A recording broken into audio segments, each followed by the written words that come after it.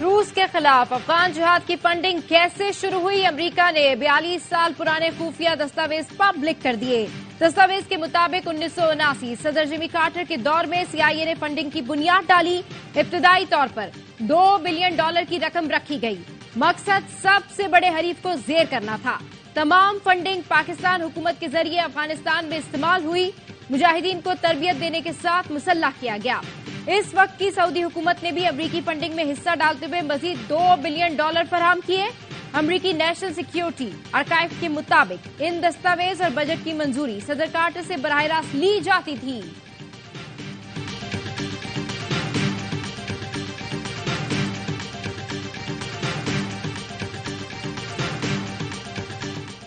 نو سال بعد بھی سانحہ APS کے زخم تازہ۔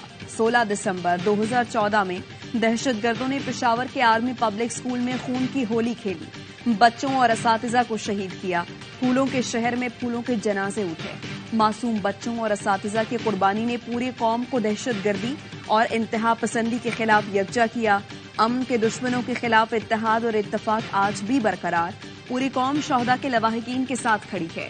صدر مملکت عارف الوی نے اپنے پیغام میں کہا، 9 برس قبل دشمن نے ہمارے مستقبل کی امیدوں پر وار کیا، قوم کے حوصلے پست کرنے کی ناکام کوشش کی۔ مجھ سمیت پوری قوم پھول سے بچوں کی عظیم قربانی ہمیشہ یاد رکھے گی۔ دہشت گردی کے ناسور کو جڑ سے ختم کرنے کے لیے قوم پرعزم اور متحد ہے۔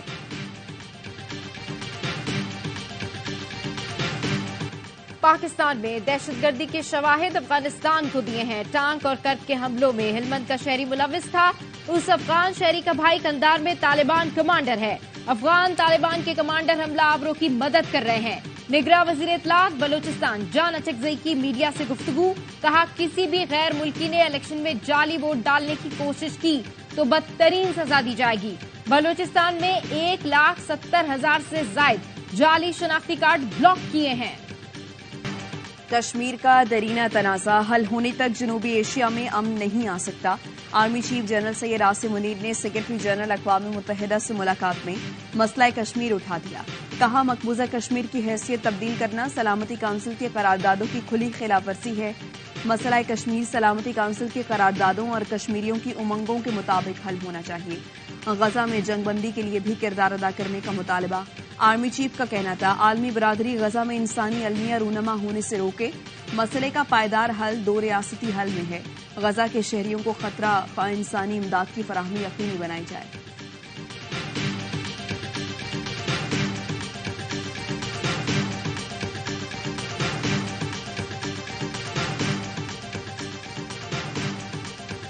الیکشن سے متعلق سارے ابہام دور ہو گئے۔ لیول پلینگ فیلڈ ہو نہ الیکشن سے بھاگیں گے۔ جنہوں نے قربانیاں نہیں دی وہ الیکشن سے بھاگ رہے ہیں۔ شہری رحمان نے کہا، پیپلز پارٹی کی قربانیوں کی وجہ سے جمہوریت قائم ہے۔ شازیہ مری بولی، جو ترقی سندھ میں ہوئی اسے پورے پاکستان میں پھیلانے کا وقت ہے۔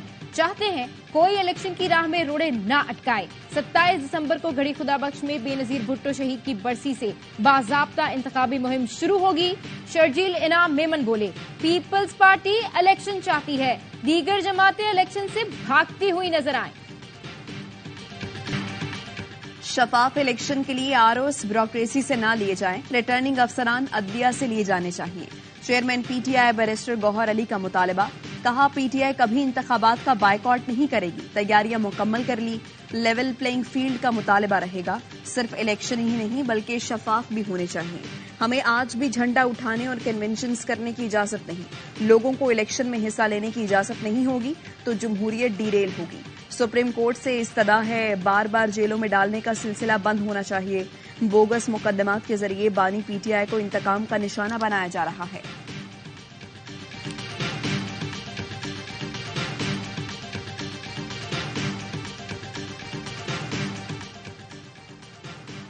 پوری قوم سپریم کورٹ کے فیصلے کے ساتھ کھڑی ہے۔ 8 فروری کو سیاسی فرعونوں کے احتساب کا دن ہوگا۔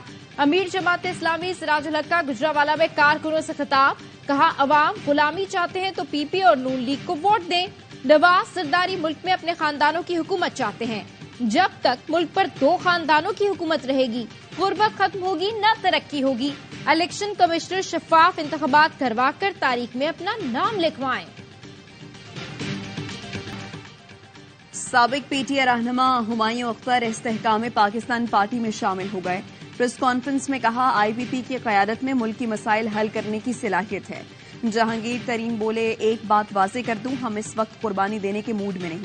کھلا ماحول ہے, الیکشن ہوں گے, عوام کی رائے سب کے سامنے آئے گی. علیم خان نے کہا ابھی تک مسلم لیگ نون سے اتحاد کا فیصلہ نہیں ہوا, مذاکرات مکمل ہوئے تو نتیجہ سب کے سامنے آ جائے گا.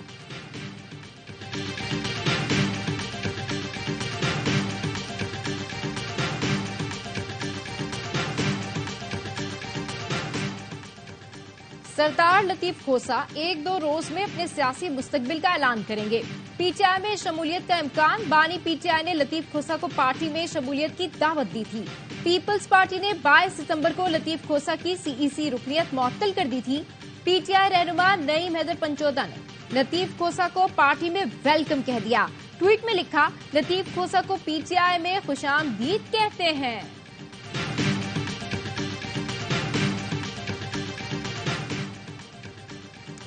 سابق وزیر اعظم شاہد خاقان عباسی کا نون لیگ چھوڑنے کا فیصلہ باقاعدہ اعلان چند روز میں کریں گے. ذرائع کے مطابق شاہد خاقان عباسی کا کہنا ہے الیکشن سے پہلے اپنی پوزیشن واضح کرنا چاہتا ہوں. اگر نون لیگ نے کسی ورکر کو ٹکٹ دی تو حمایت کروں گا, لیکن اس کے علاوہ سپورٹ نہیں ہوگی. کسی اور جماعت میں نہیں جاؤں گا. الیکشن کے بعد نئی جماعت بنا سکتا ہوں.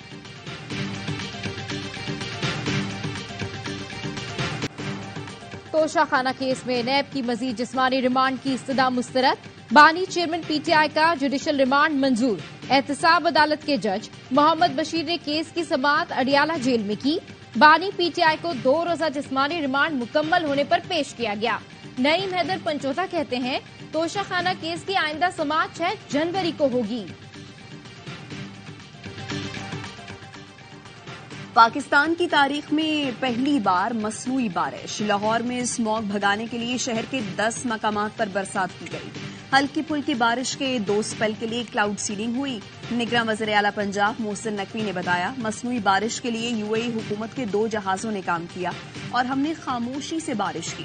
نہیں چاہتے تھے کوئی بدمزگی ہو. آج صبح لاہور آلودہ ترین شہر تھا. مصنوعی بارش کے بعد ایئر کوالٹی انڈیکس یقینی طور پر نیچے جائے گا. شہر میں اسموگ ٹاورز بھی جلد انسٹال ہو جائیں گے.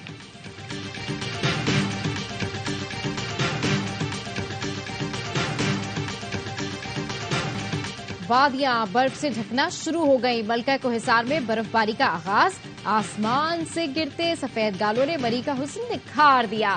سیاحوں نے ڈیرے ڈال لیے. سوات میں بھی برف باری. وادی کالام کا حسن دو چند ہو گیا. سردی کی شدت میں اضافہ. برف باری سے دیر کی پہاڑیوں نے بھی سفید چادر اوڑھ لی. جنوب مغربی بلوچستان میں بھی برف باری شروع ہو گئی. تو باچکزئی زیارت میں برف باری. چمن شہر میں بارش سے سردی کی شدت میں اضافہ ہو گیا.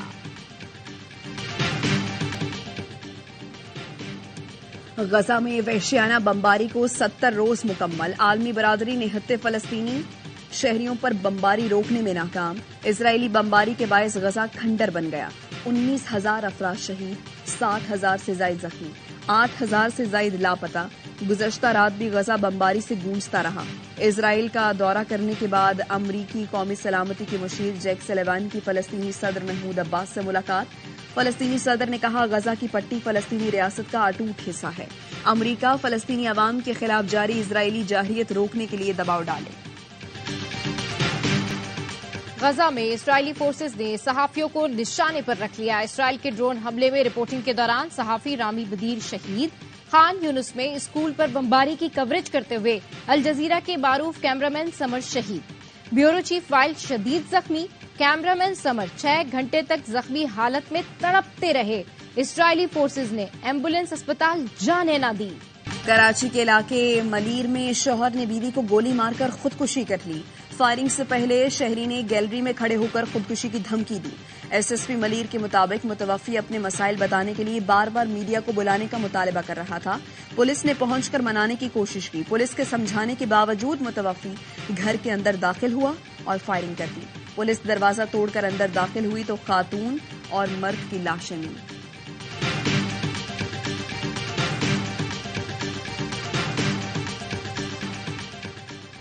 جاری رجسٹریشن والی 3,500 سے زائد سمز فعال ہونے کا انکشاف. F I A cyber crime circle نے تفصیلی رپورٹ وزارت داخلہ میں جمع کرا دی. جس کے مطابق 4 سال کے دوران سلیکون کے انگوٹھوں پر رجسٹرڈ 80,000 سے زائد سمز پکڑی گئیں. غیر رجسٹرڈ سمز دہشت گردوں کے زیر استعمال ہونے کا بھی انکشاف. جعل ساز ووٹر لسٹوں یا سستی اشیاء کا جھانسا دے کر فنگر پرنٹس لیتے ہیں. فنگر پرنٹ سلیکون انگوٹھوں پر نقش کر کے سمز رجسٹرڈ کرائی جاتی تھیں. ARY نیوز کے پروگرام سر عام میں 2 سال قبل سلیکون انگوٹھوں کے استعمال اور اس سے ہونے والے فراڈ کا پردہ فاش کیا گیا تھا. SBCA صوبے کا کرپٹ ترین ادارہ بن گیا ہے. بلڈرز، مافیا اور SBCA کا گٹھ جوڑ ہے. پہلے غیر قانونی تعمیرات ہونے دی جاتی تھی، توڑنے کی باری آئے تو ہاتھ کھڑے کر دیتے ہیں. سندھ ہائی کورٹ کراچی میں غیر قانونی تعمیرات سے متعلق کیس میں برہم. آج ہی بلڈر اور SBCA افسران کے خلاف مقدمہ درج کرنے کا حکم. ناظم آباد میں غیر قانونی فلور منہدم کر کے 15 جنوری کو رپورٹ طلب کر لی. وکیل بلڈر نے بتایا SBCA اہلکاروں نے کہا تعمیرات روکنے کے بجائے پیسے دے دو.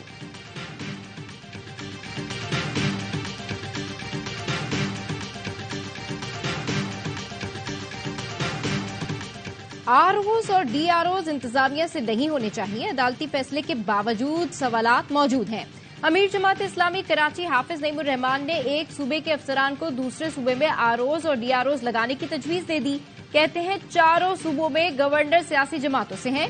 چیف جسٹس انتخابات میں شفافیت چاہتے ہیں تو سیاسی گورنر ہٹنے چاہیے. طاقتور طبقے کی وجہ سے پاکستان 2 لخت ہو گیا تھا.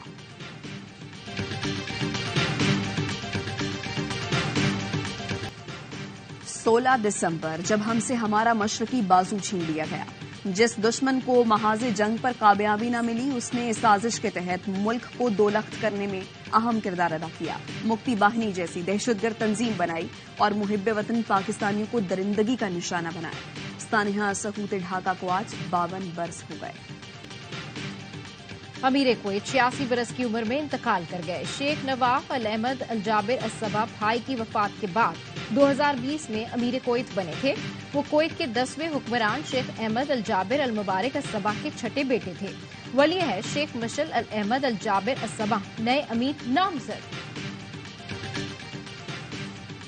کینیڈا کا لاکھوں غیر قانونی امیگرینٹس کو شہریت دینے کا فیصلہ. کینیڈا کے وفاقی وزیر برائے امیگریشن مارک ملر نے اعلان کیا کینیڈا میں مقیم قانونی دستاویزات کے بغیر رہنے والے افراد کو مستقل رہائشی کارڈ جاری کر دیے جائیں گے. کینیڈا میں قانونی دستاویزات کے بغیر 3 سے 6 لاکھ افراد قیام پذیر ہیں. آسٹریلیا میں پاکستانی ٹیم کا وہی پرانا حال. بیٹنگ لائن تاش کے پتوں کی طرح بکھر گئی. پہلی اننگز میں پوری ٹیم 271 رنز پر آؤٹ ہو گئی. امام الحق 62 رنز بنا کر نمایا. بابر اعظم اور سرفراز بھی کوئی کمال نہ دکھا سکے. آسٹریلیا نے تیسرے دن کے اختتام پر 300 رنز کی بڑھتری حاصل کر لی. دوسری اننگز میں 2 وکٹ پر 84 رنز بنا لیے. ڈیوڈ وارنر اور لبوشن خرم شہزاد کا شکار بنے. آسٹریلیا نے پہلی اننگز میں 487 رنز بنائے تھے. نیوزی لینڈ کے خلاف T20 سیریز کے لیے ہونے والے سلیکشن کمیٹی اجلاس کی اندرونی کہانی سامنے آ گئی. کمیٹی بابر اعظم کو آرام دینا چاہتی تھی. محمد حفیظ نے کہا تجربے کی ضرورت پڑ سکتی ہے. کمیٹی رضوان کو آرام دے کر اعظم خان کو کھلانے کی خواہش مند تھی، لیکن حفیظ کی تجویز پر دونوں کو شامل کرنے کا فیصلہ. مینجمنٹ اور سلیکشن کمیٹی شاداب خان کو ڈراپ کرنے پر متفق. ابرار احمد کو بھی شامل کرنے کا فیصلہ.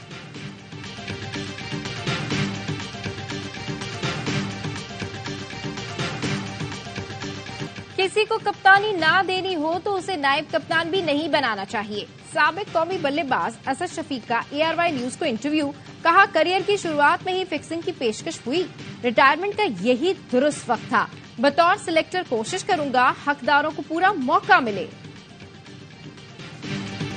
سعودی پرو لیگ میں الہلال سب پر بھاری. الوحدہ کلب کی 1 نہ چلنے دی. 2-0 سے کامیابی سمیٹ کر پہلی پوزیشن مستحکم کر لی. سعود اور مٹرووچ نے گول اسکور کیے.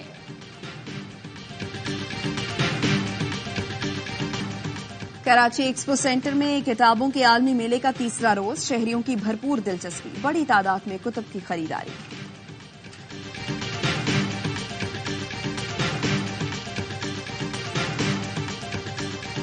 برفیلے ٹریک پر سنو بورڈنگ کرتی ڈنڈی پری. روایتی چینی لباس کاف نظر آس پاس. 4 سال کی بچی کی سنو بورڈنگ میں مہارت سب کو حیران کر دیتی ہے.